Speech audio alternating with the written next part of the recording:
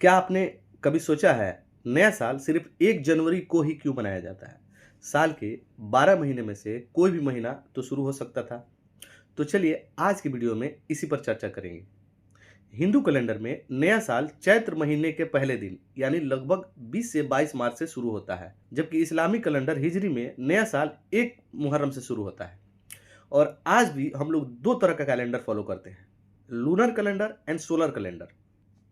Mesopotamia में बने पहले लूनर कैलेंडर में महीने और तारीख चांद के चक्र पर तय होती थी।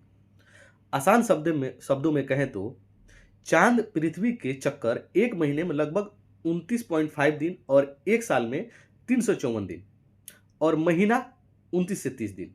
यही वजह है जो मौसम से मेल नहीं खाता। अब बात करते हैं सोलर कैलेंडर की। मिस्र वासियों ने कहा समय सूरज से गिनना चाहिए और यहीं से आया सोलर कैलेंडर।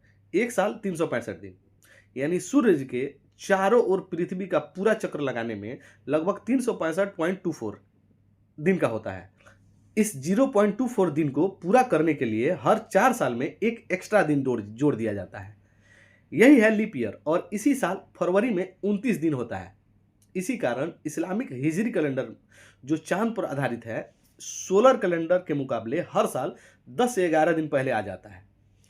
अब सबसे इंटरेस्टिंग टॉपिक, 46 बीसी में जूलियस सीजर ने जूलियन कैलेंडर बनाया। जूलियन कैलेंडर में साल को 11 मिनट ज्यादा मान लिया गया और यही छोटी गलती 1500 साल में एक 10 से 11 दिन बड़ी गड़बड़ी बन गई।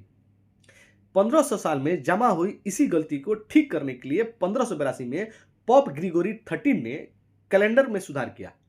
पुरानी गलती को तुरंत ठीक करने के लिए 10 दिन काट दिए गए। 4 अक्टूबर के बाद सीधा 15 अक्टूबर कर दिया गया और पॉप ग्रिगोरियन कैलेंडर लागू किया गया ताकि कैलेंडर सूरज, मौसम और प्राकृतिक के साथ फिर से मैच हो सके। और 1582 में यह नया ग्रिगोरियन कैलेंडर पूरी दुनिया ने एक साथ अपनाया नहीं, सिर्फ कुछ देश जैसे इटली, स्पेन, पुर्तगाल, फ्रांस। लेकिन ब्रिटेन और उसके उपनिवेशों ने उस समय भी पुराने जूलियन कैलेंडर भी जारी रखा। बाद में जब अंतर बढ़ता गया और दुनिया के साथ तालमेल जरूरी हो गया तो लगभग 170 साल बाद ब्रिटेन भी ग्रिगोरियन कैलेंडर को अपनाने का फैसला किया और उस समय भारत ब्रिटिश जैसी अंग्रेजी शासन का अधीन था। इसलिए 1752 में यही ग्रिगोरियन कैलेंडर भारत पर भी लागू कर दिया गया। लेकिन तब तक जूलियन और ग्रिगोरियन कैलेंडर के बीच 11 दिनों का फर्क हो चुका था।